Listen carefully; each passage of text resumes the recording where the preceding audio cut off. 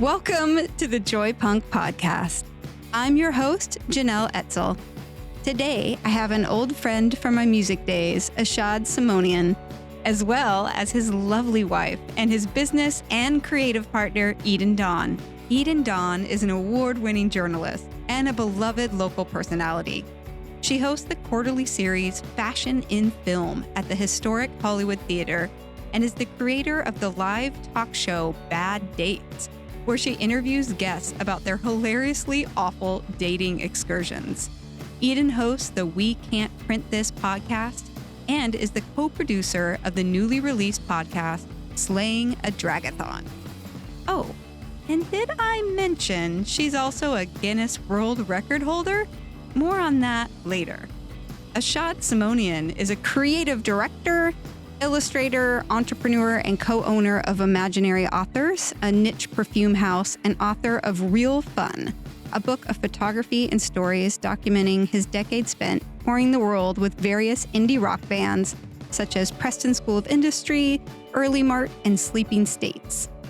Together, they run the activism-based nail polish company Claws Out, and collaborated on one of Portland's most popular travel guides, The Book of Portland Dates. They also live in a funky 100-year-old bungalow I was lucky enough to help them purchase, and they have been married since 2017. Wow, it's our whole life. I know, wow. Do we have time for a podcast? I know. And I was kind of like, oh, that's a lot of introduction. Before I set myself up for divorce here, that Ashad and I co-host Bad Dates together. It is our talk show that we do together. I see. So did it come out of a bad date? It came out of us needing to have a book release party during a pandemic for a guidebook we had written about dating. And we were like, what to do during a pandemic when having a book release party?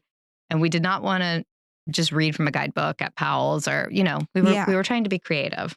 Bad dates, like no one was going on any dates in the pandemic. I remember thinking I would smell a man in the park and be like, I could just take them down. We did it on Valentine's Day 2021. 2021. Yeah, right before the vaccine.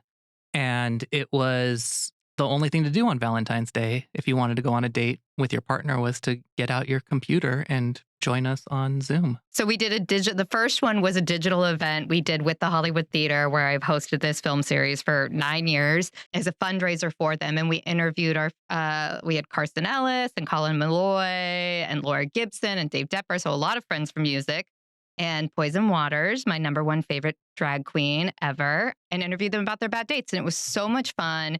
And we had live, like a chat board on the side with the audience weighing in. It was a ridiculous good time. So we brought it back in person in collaboration with Portland Book Festival. And we are doing another one on Friday, November 3rd at the Alberta House. So people can come for the live talk show where we interview people about their worst dates. And they are so cringy, hilariously good times. And we have told stories about our own bad dates, like when I set the bed on fire on one of our dates. Oh, oops. Yeah. Yeah. And, speaking of bad dates, before you have a bad date, there's like the bad dating profiles you have to swipe through. We wouldn't know about that. Oh, yeah. Because how did the two of you meet? We met IRL. We met in the green room at the Crystal Ballroom before a Menomina show. Oh, so you met the old-fashioned way, like catching eyes across the room? Very much just the eyes. Yes, catching. No, I'm serious. I mean, that was true. a full year before talk. we actually got together. We just caught each other's eyes. Yeah. Ooh, and then was there like a, hey, who is that? Who is that? Yeah. I need to know. Yeah. Yeah, amongst our respective besties. Who's that girl? Who's that guy? Yeah.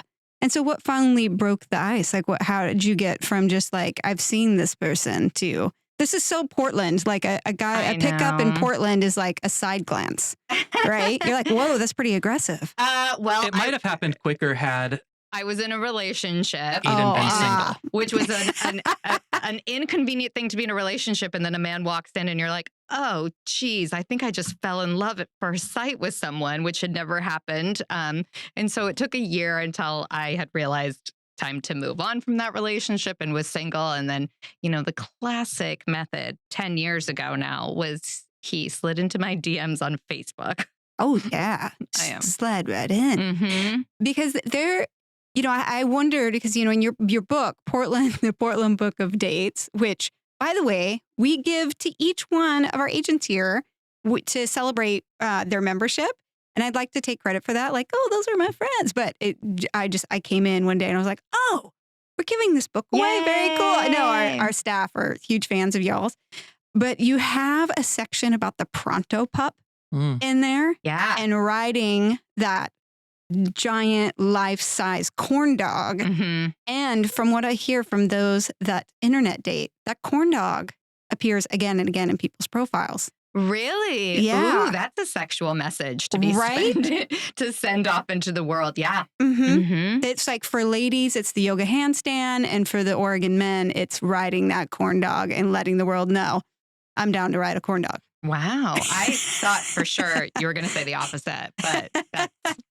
I know, right? Portland men. It's a different breed. It really is. I am always proud as a lifelong Oregonian. I'm always proud of the things that we invent, which include the corn dog and the tater tot and the garden burger and, I did the not Leatherman, know. U-Haul. We have so many things. We're amazing. Okay. I didn't know the corn dog originated here. Now, many people claim to have originated the corn dog, but as a reporter, Mm-hmm. I'm going to go with the people who said Oregon. I actually did not really fact check that much. I was like, yep, they said it. Sounds good to me. Putting it in the good. book. Yeah. Deep fry it and now ride it. And it is Oregon. That's the motto. Deep fried it, ride it. That was our wedding song, I think. Deep fry it, ride it. So the last episode of the podcast that I did was actually telling my own story of holding a matchmaking contest to meet my husband, also an Oregonian, full of Oregon facts, really important to nourishing a relationship. But something that we've been talking about a lot and thinking is as two creative people in a relationship. We were actually just interviewed by a Gottman specialist he's writing a new book called The Entrepreneurial Marriage, and was asking, does the culture, does the culture of the business affect your relationship? And my husband was sharing the business, being entrepreneurs, it's always with us. Both his work as a cinematographer, my business, it's the ghost or the third person always in the photo, and they're there. And do you have rules about when you're allowed to talk about it and when you're not?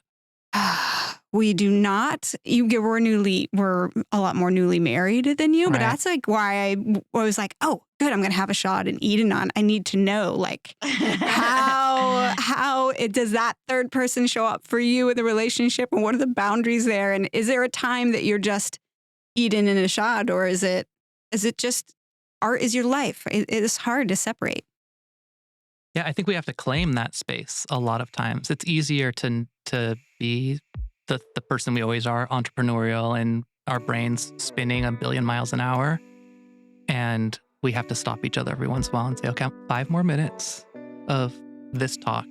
And then we get to be Eden and Ashad. Mm. We do sometimes have to set up that boundaries. We are big believers in couples therapy and have gone once a month to our amazing couples therapist, Heather Rensmith. We always shout her out because we love her so much, who helps us keep on track of navigating, because we are business partners and we are life partners and we are roommates and we are lovers and we are all of these things. We're navigating all these different roles all the time, which you two do as well, because you're in business mode and you're person mode and friend mode. And so I do think it helps to kind of have regular checkpoints to check in. But then the other thing is, I think that as much as we try to have space for things, Ashad's also my favorite creative. So I have a lot of projects that are technically without him, my podcast and my, years as a journalist and shoots. but yet I'm always bringing him in and asking for his advice. He has done all of the art for our podcast and for Drag-A-Thon, like where everybody pulls him in because you like working with Ashad. So that part is hard, is even the time where I'm like, this is my space. But I'm like, oh, but honey, can I talk to you about this? And can you weigh in? And can you, even when I'm creating something artistic yesterday, I'm like, can you look at this thing I designed?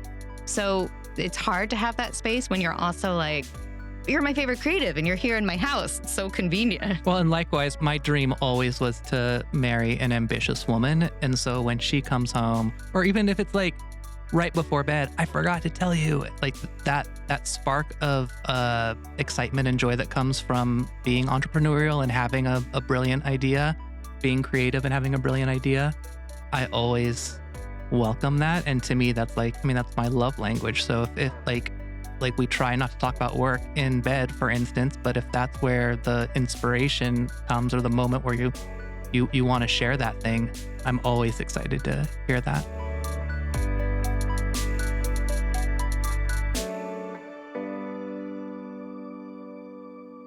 Portland Book of Dates very much started that way, where we were just out on a date talking, and then we were both like, that's kind of interesting. And then the next morning, that was a really good idea, right? Like Really good people idea. would really love that.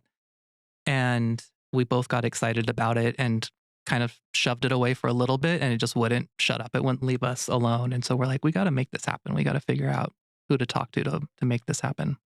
I was just in Manzanita this weekend, and there was a couple sitting next to me. We were at the back of Buttercup Chowder, which is like my favorite place in the North Coast. And someone was thumbing through Portland Dates. Wow. They took it to the coast to look at all the coast stuff. And I just get so welled up with like, oh. That's really cute. Yeah. At our last live show we did, there were people there who had met through going on a date. Like somebody had like a whatever on the apps been like, hey, I have this book. Do you want to go do this date? And then they became a couple, and then they came to the show. And That was is so sweet. So cool. All we ever wanted to do was help people make out.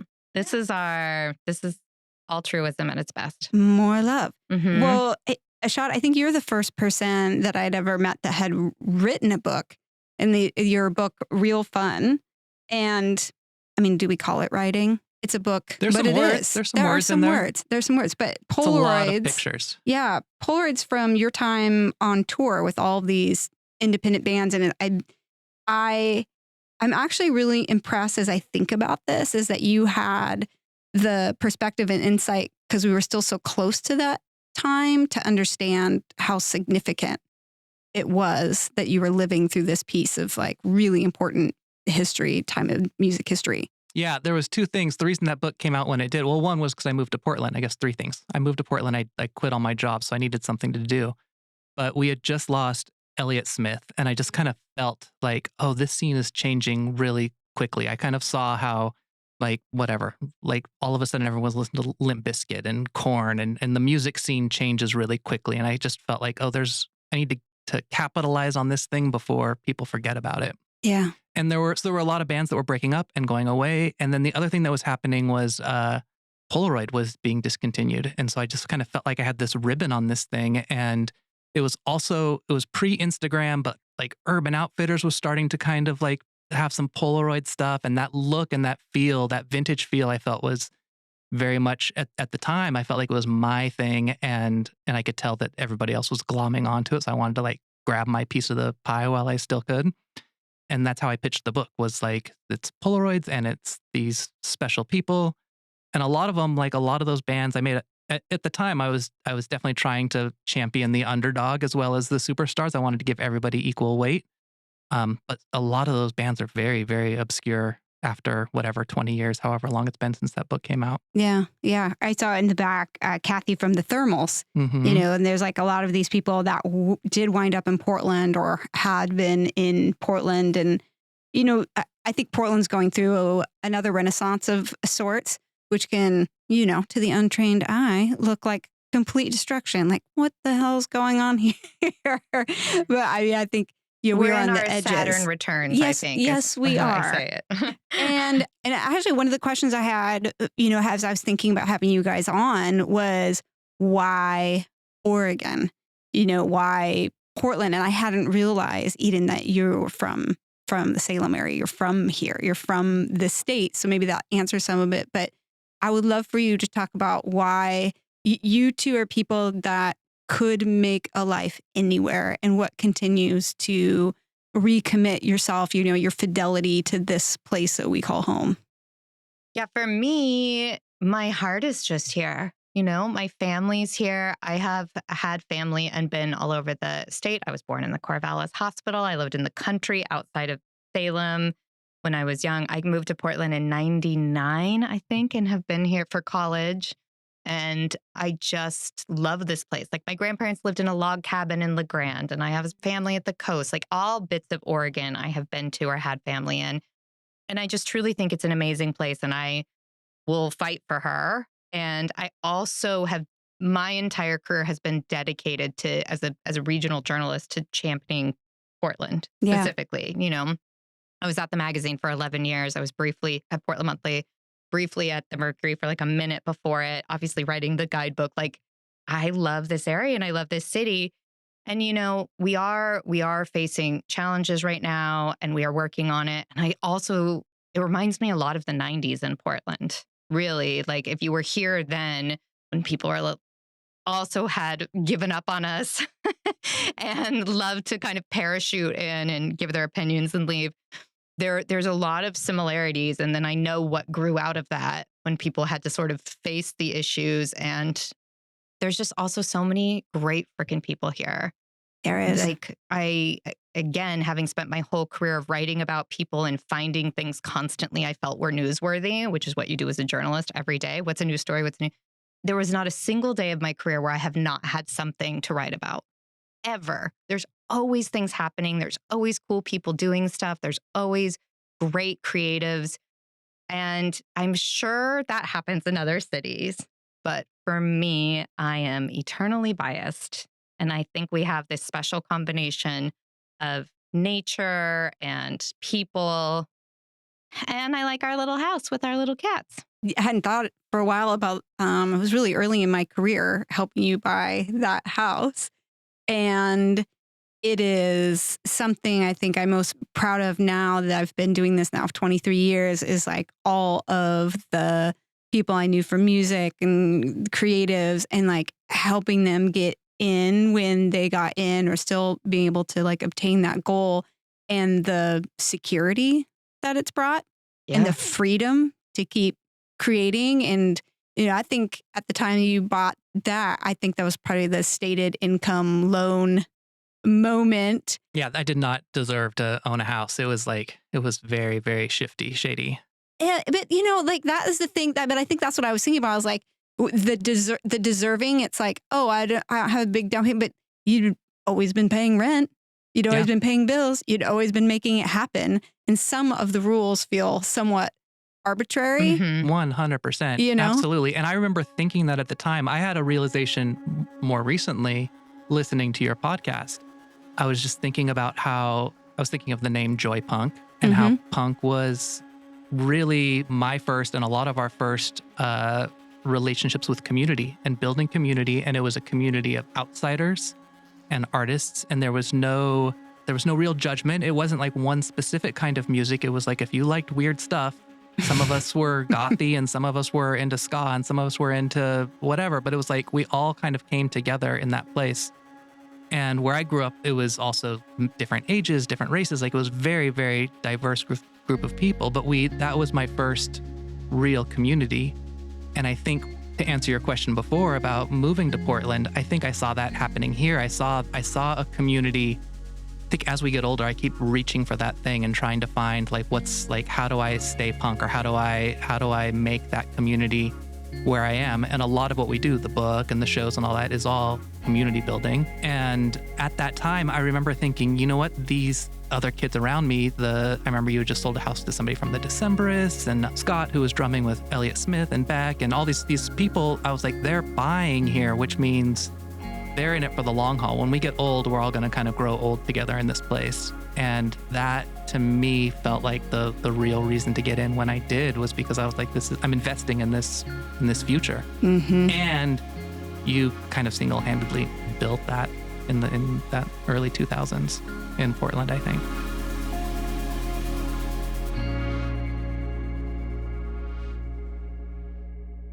you taught me a really important lesson though in that transaction, in that you put your heart out there. You wrote this letter. I remember telling you, like, there's no way I don't know that I can read this. Are you okay if I read the room before I read this? I wish I had the letter, but it was out there. And it was like, do you believe in magic? Kind of, do you believe in reverse magic? Sounds like me. Yeah. And it was so obscure and kind of, and it was, there's a way that people generally do buyer's letters, and they try to entice them, and we saw, we love your cat. We love cats too. But you just like went for it. All your heart and soul, like wrote this poem. I have no recollection of this. Oh, I've never heard about this. Oh, and then I get there and I realize I think the last owner of your house was like in DeLorean. There was some sort of crazy music connection. And I was like, well, I guess I'm going to write the letter. It's a multiple offer situation. And then after, they were like, this is our people. We want them to have this house. And you took a big risk, and it wound up working out. And you have an amazing place. It kind of felt like gifted that someone else kind of wanted you to be there and carry that legacy on. It was really cool. And we have put the work into our little house is 109 years old and has the things that come with a 109-year-old house. It tilts slightly to the side, so anything on wheels just, there slowly, it goes. slowly leaves you. But we have put so much work and love into it. And we do talk sometimes about moving on, because it just has the one very tiny bathroom, which is kind of a lot. Every time we have looked at another house, I'm like, but it doesn't feel right. No, I remember your magical stairs where you can call only them really magical. We call them death trap. Yeah, we call them the death trap staircase. Yeah, they worked for me because my feet are the size of a small gnome's. But I remember thinking, these are tall people. Recently, I got the privilege of waking up at 3 a.m. after being on psychedelics for a week at the country fair. Right, as you do. And I was so excited. Thank you for letting me be a small part of your big vision for a Drag-A-Thon to raise money and tell people about what happened and what all of it was. So our mutual friend, Emma McElroy, who is the founder and CEO of Wildfang, full credit to that wild woman. She called me up one day and was like, I have a wild idea. And then began convincing me, where she was, angry about the drag bans, as we all were. And we were like, how do we get attention on this? And some of her ideas were like, you and I, we fly to Tennessee and we dress in drag and see if we get arrested. And, just like, Emma does not, if you don't know Emma, she does not do small. Everything is big. And then she's like, I've been looking into it, and the Guinness World Record for the longest drag show that's ever happened is 36 hours, 36 minutes in Melbourne, Australia. I think we can go 48 hours. Hell yeah. So we decide to do 48 hours nonstop drag. Of course, it had to be at Darcelle's. And also because Darcelle already had a Guinness World Record as the world's oldest working drag queen. And when we started planning the show, Darcelle was still with us. And then she passed a few weeks into planning. So it was an utterly chaotic time. We brought in multiple queens from RuPaul's Drag Race. We had 3 people from Saturday Night Live. We had Frankie Grande, who's a Broadway superstar. We just had so many people, so many local MCs. It was like kind of the ultimate who's who party of the year. And I was backstage with Emma on no sleep. On night 1, I got 3 hours of sleep. Then I stayed awake for 28 straight hours, got a 90-minute nap, and went right back on stage. And the Guinness rules are so intense of like, nothing can ever stop. Everything has to be filmed. A Guinness judge was watching us. Literally a clock like fell from the ceiling, and we had to like run out and catch it while queens were still performing around us. Because if you stopped, you lost. It was the time of our lives. And we were absolutely sparkle filled. And we did all of it. And we raised $306,000 for the Trevor Project, who they do a lot of things. One of the main things they do that's so important right now is they provide a suicide hotline for queer kids. Mm-hmm. And unfortunately, they are fielding 1,800 calls a day right now. Oh my God. And that has gone up and up and up in the wake of these drag bans and everything else, because it affects everybody. Yeah. And the whole time on top of it, I was recording and interviewing people. And that's what this new podcast that actually we just launched the trailer today is for, Slaying a Drag-A-Thon, which is the behind the scenes of that, which is the madness, the chaos, a lot of fun and underslept people. Oh, it was so fun. I had a blast, and I did not think when I was like, listen, just slot me in middle of the night, I know, whatever bless you, hour. 'cause I did the schedule, and any person who was like, slot me in wherever, I was like, they are my favorite person of all time. You are a little golden angel in my pocket now. Golden Angel. And I just figured, yeah, there won't be anybody there. Sold out. Every hour. Waiting list. Like, I was like, whoa, it's 3 a.m. Why are you here? We couldn't because of OLCC rules. Like we had to stop serving alcohol, in that whatever 2:30 to 7:30 window. And we were thinking we were gonna have to bribe people to come. We had meetings after meetings with Emma and Chloe, our other producer, and I just brainstorming, what are we gonna do? And then it all sold out. And we were just like, oh, we've spent weeks and all these hours trying to be like, we brought in free tattoos. We had all of this stuff. And people were like, yeah, no, we want to come. We want to support. Those were the best hours, too, as someone who witnessed the whole thing and emceed one of those shifts. Ashad emceed 2 to 4 a.m. with Emma's wife, which is the cutest thing. Yeah, we were right before me. And I was like, okay, I'm watching how it's done. This is how the pros do it. They're in their PJs. Yeah. They're working the crowd. Oh, Pros yeah, you in our wore your PJs. PJs. That's the only time I got to sleep more than 90 minutes because I trusted. That was like the only time. Speaking of trusting your creative partner, I was like, all right, Ashad's on stage. I'm going to nap. I'm going to take a 2-hour nap. I could do it. Yeah. And then Gay Awakenings got there with the coffee. Gay Awakenings. Yeah. I kept saying I was hoping for my gay awakening. Yeah, well, Jessie Dooley and I got to talk about that on stage. It's so fun. We talked about nicknames. She had a great question. She's like, everybody has a nickname they went by.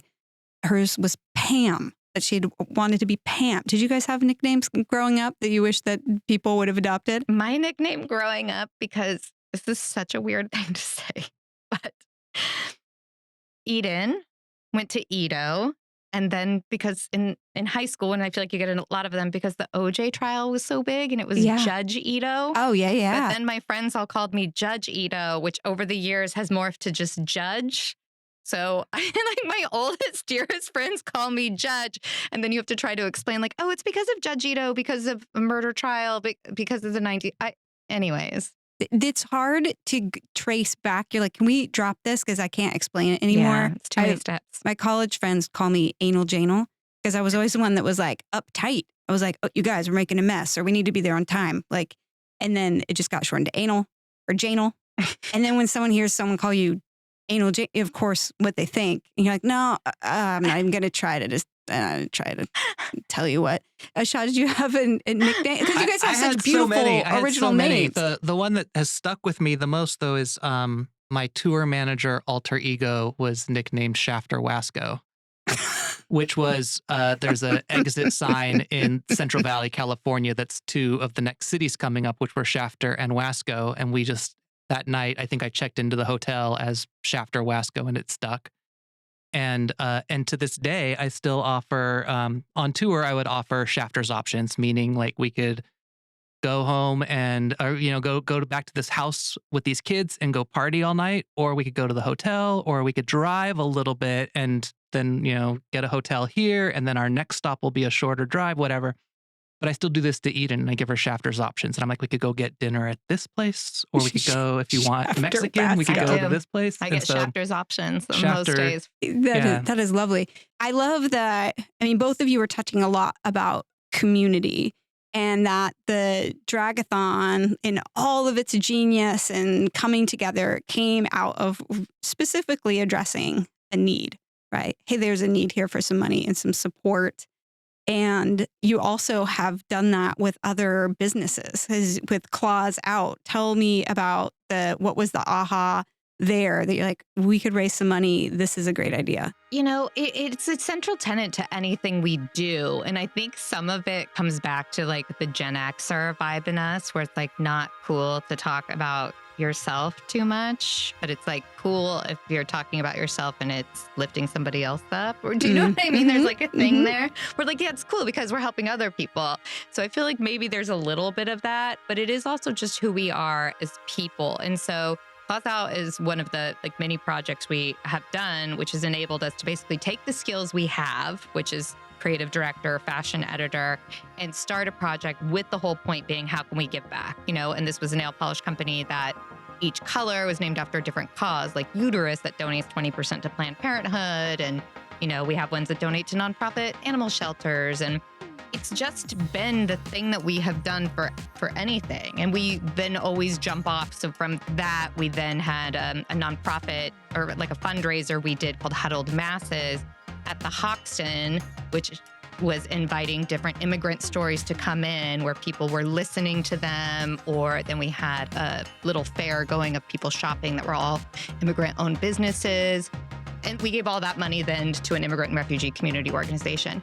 It just is like we keep having these ways we want to work together. And I'm a firm believer in you take the skills that you have, because I don't want to run for office, you know? He doesn't want to like move to a tiny small town to work on, you know, the clean water initiative. But there are things we care about, but we're like, here's what we're good at.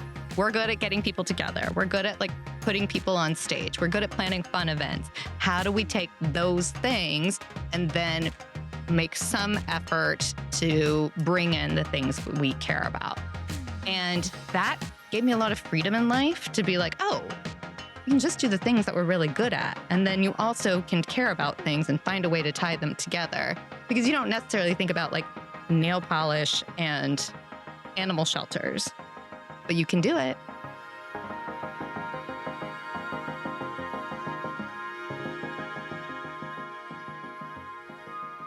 That it's so fun and it feels like so empowered too.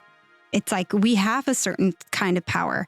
It is not political. We're not in office, but we can do something. And I think right now, I love having you two on is like, I am wanting more people in Portland to feel that, to like, hey, like, let's stop looking for external solutions and like what, you know, it's the punk rock ethos. Like what we can do right now. That's what I was going to say. Yeah. That was me. Like indie rock for me was like we could buy this equipment. It's not that expensive at that point. 4-track recordings and that kind of thing were de rigueur. So it was like, it was the thing to do. And we did it ourselves. And the fact that we were able to do it and succeed, and then also see others around us doing the same thing and succeeding. Other bands obviously had way more success than I did, but you know, Death Cab for Cutie is, you know, selling out arenas now, and they kind of started from that same place. But I gained that confidence of like, you just do the thing, you just make the thing and put it out there.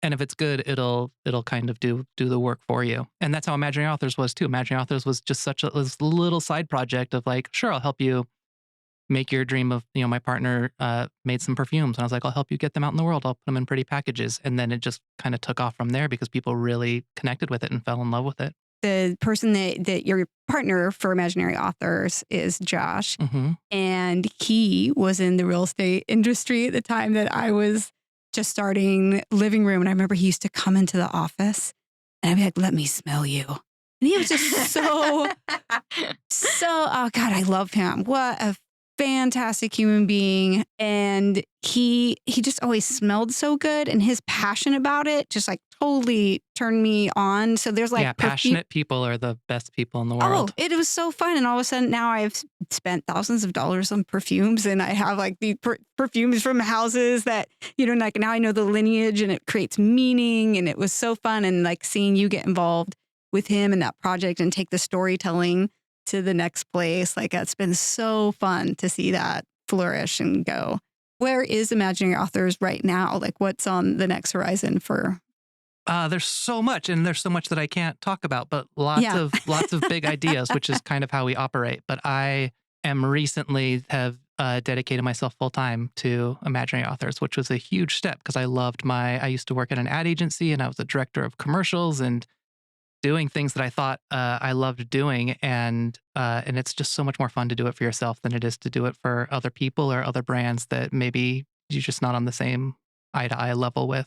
Yeah. And And something that I find too really fun about that is like it's like digging into another sense. Like, the olfactory senses is like, we know it's powerful, but it's not generally like front and center, but it's changed the way that like I'll read a description in a book when they start talking about the smells, or just one little inroad sometimes into a new sense just opens up these worlds. And I think that's what creativity is about. But having, and again, you guys talking about the creative process and these people coming together, you're like riffing. It's like a music, but creating music with people. And then you hear a little tune, and you're like, oh, I want to add to that and add to that. And like having these amazing community of people can just really take us into directions we just wouldn't have thought of ourselves. Yeah, that's totally what it is riffing and jamming with each other. And in our case, not quite cracking the code on how to make money doing it, but we've also never been concerned too much with money. But that was going back to the Claws Out story. We were getting hit up a lot. It was right after he who shall not be named was elected president. And there was a lot of calls for like, can you donate money? And writing those $20 checks or $50 checks just like did not feel like it was journalist salary with the student loans and, like all these other who were like, I mean, we were giving everything we can, but we just come from careers that were not, we are not the philanthropists that we would like to be if we were, millionaires. And yeah, so we were like, what else can we do? Yeah, and we love being invited to the galas as like the entertainment. Like we're always like sitting at the table with the rich people, and they're always so interested in our lives and in our stories and our colorful backgrounds. We bring a lot of street cred to the gala table. Eden, you were the former fashion editor for Portland Monthly, which is the most read, widely celebrated like publication here in Oregon. And this is we don't cast this on YouTube or anything, so our listeners don't know. But these two people are so fashionable. They know their shit. And I actually remember too, like for in the early days, 20 years ago, when Ashad, you were hired, you were like, wow, this is so crazy. Here I am, because we knew each other from kind of the punk scene. And lo and behold, the fact that I have made this life out of following my curiosity of music and having a fun time. And now these companies are willing to pay for me to come in and tell them what is on the leading edge of sound and music and trends. And I try to remember that as I'm raising my children who are teenagers. Just let them go. Like whatever they're about to be hired for is probably not even created yet. And if they're following their passion, at some point, someone's going to be like, I need that thing that you've been doing. And part of it is creating that atmosphere, right? I feel like that is the thing that Portland is still good at. And that's the thing I'm worried about losing is we've always welcomed those punks and those outcasts. And I've been really heartened to see how we've been on the forefront of gender discussions around the world. And to me, that feels like the next, when people talk about Portland being over or being dead or whatever, I look at this like fresh crop of genderless kids coming up that are like making such big statements and are going to run the world. And I think people are still looking at Portland for that kind of thing. And I hope that we continue to make space and create an environment where things like that, whether we know what they are or not, that they're just able to grow and that these kids are able to be who they want to be and where their hearts are drawing them to. Yeah, we're finding on our website and the people contacting us, it's very real in the rest of the country. We forget, and people are moving here. Yeah, people are leaving other communities and coming here because they're scared for their kids. Yeah. Like whether it's a real threat or, hey, I don't know what's ahead for my kid, but I want to like start settling into community that I know whatever happens for them, they're welcomed. But I've also felt the pushback too, where being on the edge of that is just, it threatens folks. They're like, ooh, I love that we're like celebrating that people can be whoever they want to be, but not too much celebrating. Right. There's a lot of fear around people living in freedom. Like that's the thing, because it just means people don't understand stuff and fear from the unknown. And there's a real threat for the people who are doing it right are the ones who are kind of in the crosshairs. And the fact that y'all had to get, such security around Drag-A-Thon, because it's like we are here celebrating joy. We're all going to have fun. We know it's going to be a safe, cool, fun event, but you can't account for people who might not think that. You had to do a lot of planning around making that a safe space so that if some unknown threat came to not just to threaten the record because if the show stopped, the record was threatened, but also the safety of everybody there. It was very important for us for people to feel safe and like it was a place for joy to happen because there's been so much hate, particularly for the queer community lately. And to create a space where it's like everybody gets to be what they want. And even though obviously I'm a straight woman, I always have felt so accepted by the queer community and growing up in theater. And my bestie is gay and he married us and we are the godparents to his children. And like my whole life has been made better by queer people and queer spaces in a place I've always belonged. And so I've just was like, okay, to be able to help create that space and let people just have some and raise money felt so good. So yeah, we were really thoughtful in it. We actually hired a team of ex-MMA fighters who are trained in de-escalation, came and were our security. That's so cool. What we did not want was a bunch of people outside with guns. Yeah. Because that is not the vibe thing that makes people feel safe. But yeah, and they were amazing. They were amazing. And they didn't carry weapons. Like their biceps were their weapons and they were very kind and gracious. So, but yeah, it sucks that we had to think about that, but we want that for everybody. The one thing I worry about kids today, and I say this is, we don't have children, is I just hope that kids, particularly teenagers, have time to be bored. That's the thing we talk about is like the creativity in our lives and so much of who we are is the amount of time we spent sitting around as groups with friends being like, we were making freaking Mentos commercials. Do you remember Mentos? Oh, yeah. We would make mock Mentos commercials and our own music videos. I had made 3 music videos for Roxette. But all of that creativity, and I feel like influenced my entire life, led me towards writing and fashion and sitting and dreaming. A lot of that came from being bored. And I even worry for myself right now because I don't think I give myself enough time to be bored. And that's probably me projecting onto young people because I'm not doing it enough.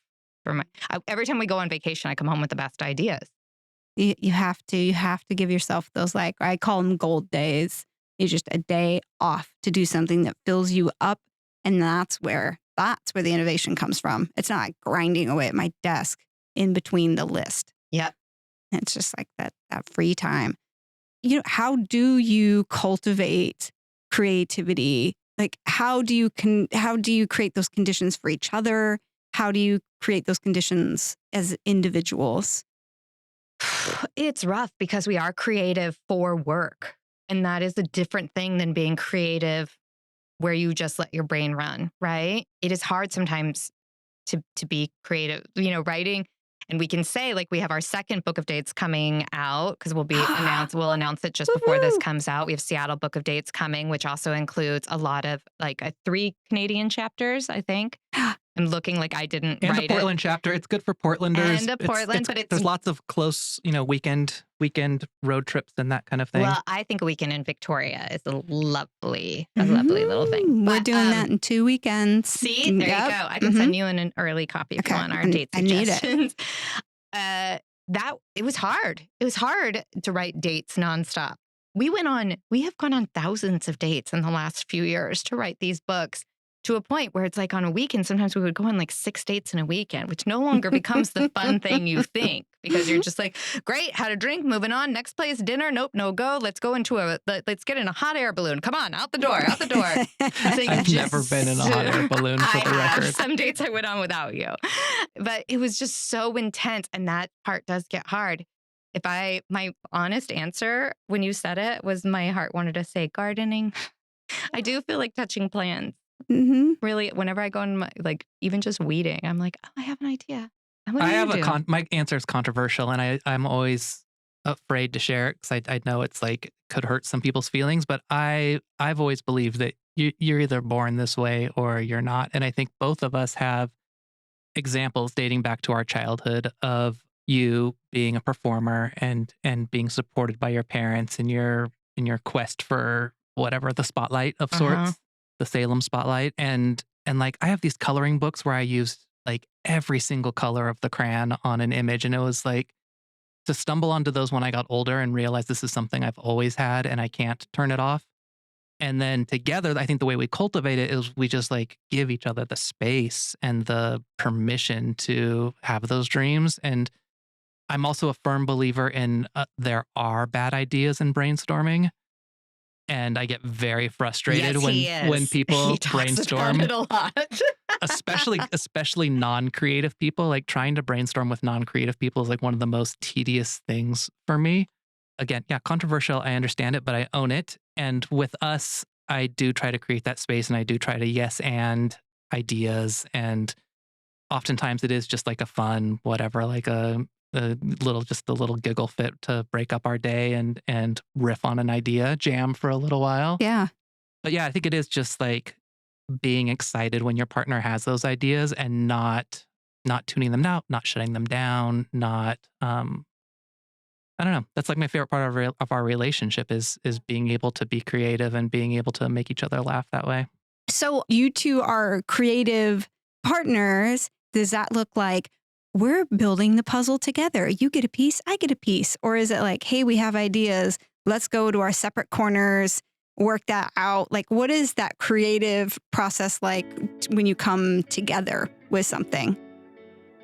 It is. Here's the hard thing about being double creatives is and any good idea, I'm just being honest, and any good idea, there's the spark and then there's the making a thing happen. And that's a lot of producing. And the producing is often the less fun part. So you have to be very careful when you are a couple and you're having the creative ideas about the rules of then how does it come to life? Because it's fun to have the creative bit and then the producer bit is more work, you know? Yeah. And some people really love it. And I like, that's a skill set I'm really good at. There is, I just think there has to be really clear communication in that. And we've learned a lot about that. And then the other thing I think actually works a little bit better for us is kind of having team leads. And it's like, okay, well, I'm just going to take the lead on this bit of it and I'm going to handle all the content and coming up, you know, with like our live show, for instance. I'm kind of like, okay, well, I'm going to handle sort of how this part looks and the communicating with people and deciding when people show up and sort of this bit. And then I just sort of like tell him this is what I went. And he's kind of like, this is how I think that the posters are going to look and the graphic and the like elements. And I'm like, great. And those are both like creative jobs because one is like creating the look of it and the feel of it. And one is, you know, literally the identity and what people see. And I think to sort of trust each other and being like, I know you're creative and I know you've got this. So you just kind of run your bit and I'll run my bit. And together we come into a big thing, I think works better for us than us trying to sit down and be like, each thing 50-50 all the way. Because it's also not the best use of our time. Mm-hmm. Yeah, it feels like therapy session all of a sudden. Yeah, it's complicated and it's different every time. One of the things that I have stumbled on recently and learned, and this was in a conversation again about bands, everything always comes back to music. We were talking about bands where there was a lot of conflict and they ended up breaking up and oftentimes making solo albums, and the solo albums are never as good as the band albums. And realizing that so often in that situation, what makes those records really special is there were people in a room who didn't totally see eye to eye, and maybe they pushed each other to try a little harder to take their good idea and make it a little bit better. Maybe it's hearing something that was missing and adding to it and bringing their own flavor into it. And then you take one of those ingredients away and all of a sudden it just like isn't as special and isn't as magic. And then applying that thinking to our relationship and starting to see that the conflict is not always, I'm very sensitive, and so conflict is very hard for me. But to see that that's oftentimes like what makes collaboration so good is when we are pushing each other and when we are trying to make the thing better. And instead of being hurt by those conversations, to see how precious they are and to be able to power through them and be on each other's team through that difficult situation.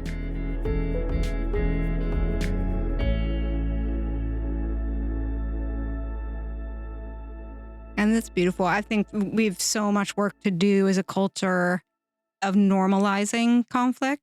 Yeah. We're going to start getting people from the community together at the table to work together. We're going to have to start normalizing that and welcoming that. Like, oh, that's rubbing against my edges. Oh, I'm going to trust that this is going to come up with better ideas or more well thought out ideas rather than like, oh, well, this is done. I'm done. Yeah. And that happens in all types of relationships. You know, my co-host, Fiona McCann, she and I have a lot of same sensibilities, but I have to say, in like scripting this show, you know, Slaying a Drag-A-Thon, which is different. Our other podcast is an interview podcast where we interview all these very famous writers, and it's great, but that's like one type of show.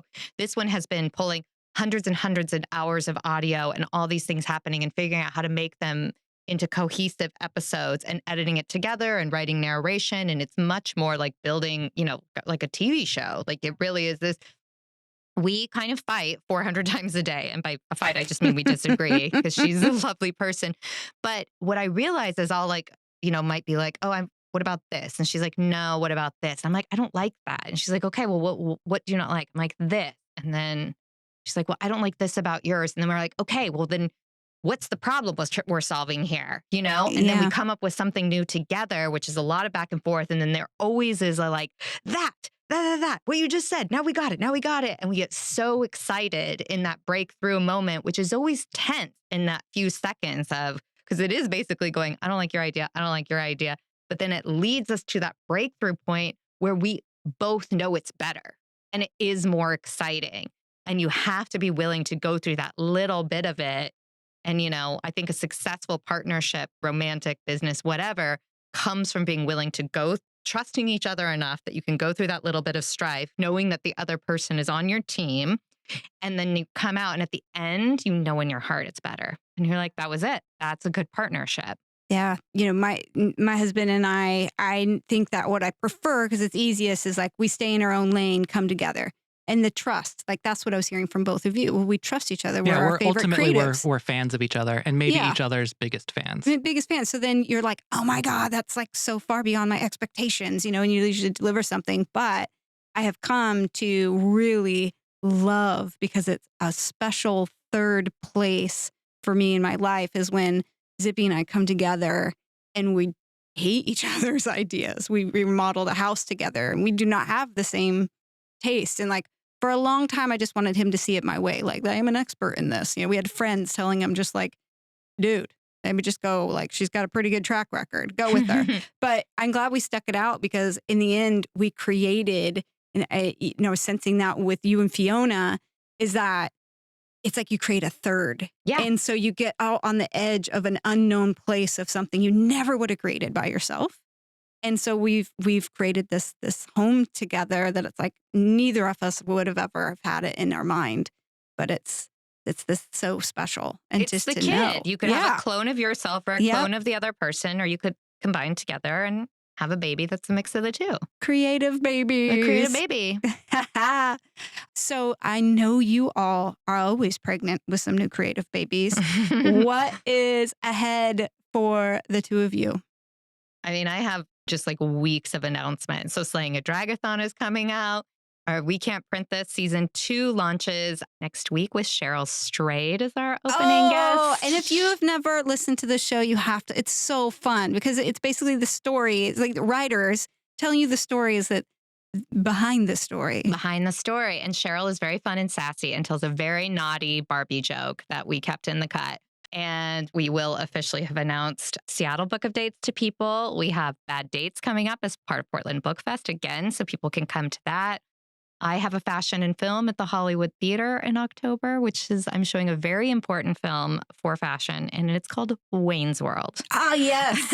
You know, excellent. I think it's October 23rd, but Tira Carrera's outfits in that movie are iconic and did influence me.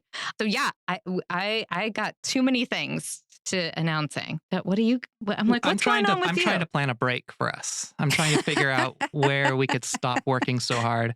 Eden was trying, in between all of that, was like, let's go to Hawaii. And I was like, hey, like, I want to go to Hawaii with you. I just can't. Things. You are going to be so miserable. Like, there's just no time right now. And then I was like, what about Mexico? Because somehow time works different there. Yeah. And then I said, what about the Southwester for one night? Which we might do. We have a 10-year anniversary coming up, so it might be a It's our 10-year Southwester anniversary next month. But yeah, we need a break. We're at a point in our lives where we have to plan those the same way we plan our creative projects, and they have that long-term germination process as well. So I'm 6 months out imagining what we're going to be doing in February. I love it. And you're full-time with Imaginary Authors. So if our listeners want to find out more about the businesses or about the events, where can they go to find you? Imaginary Authors is imaginaryauthors.com. EdenDawn.com. You can find all of our co-things and my solo things all there. The best place for Portland Book of Dates is probably Instagram at Portland Book of Dates. And that will also be the house for Seattle Book of Dates. Yeah. Or take yourself down to Powell's and buy like 100 copies. They make great Christmas presents. Yes. Like a great Christmas presents. And I just think for teenage kids, there's so many things in here. I've got 2 teenagers. We went on a date the other night and we're just surrounded by teenagers. You're at the Rimsky-Koski Coffee House? We went to Rimsky. She called it. She knew it. We went to see You've Been Destroyed, the SNL digital troupe. We're in town, and we went to the show at Rev Hall, and then we walked out, and we just walked by Rimsky, and we're like, let's go in with the kids and have a cup of coffee and a piece of pie at midnight.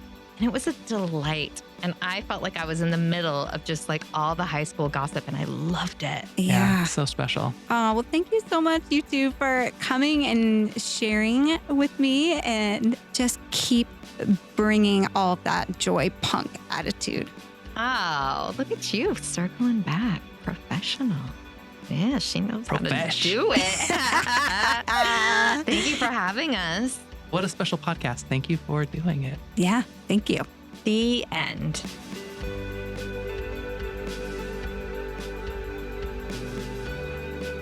Thanks again to Eden and Ashad for coming in and spending time with us. Be sure to pick up a copy of the Portland Book of Dates wherever books are sold. And treat yourself or your partner to a bottle of Imaginary Authors. I personally wear Memoirs of a Trespasser, and my own creative partner loves it. Next episode, I'll be joined by snowboard photography legend and Nemo design founder Trevor Graves. He also happens to be a close friend and one of the most interesting people I know. I look forward to sharing our conversation with you. See you then. Enjoy. Jenelle.